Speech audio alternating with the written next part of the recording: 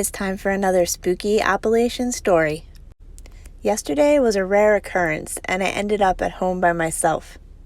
I decided to take advantage of the quiet and sit out on my porch reading a book for a while. I had been reading for maybe 10 minutes when I heard one of my children yell, "Mama!" from the woods beside the house. Instinctively, I jumped up and ran to the edge of the porch before I realized that none of my children were home. I stood as still as I could. "Mama!" I heard the familiar voice again. I looked as far as I could see without daring to leave the porch, and there was nothing, just trees and wind. "Mama!"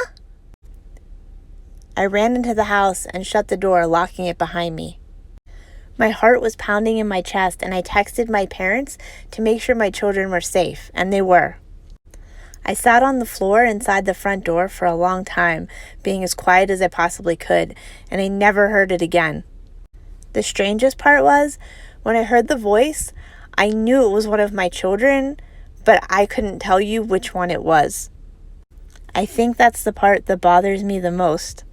Not only was this thing capable of copying the voice of someone I loved, I also didn't know exactly who the voice belonged to.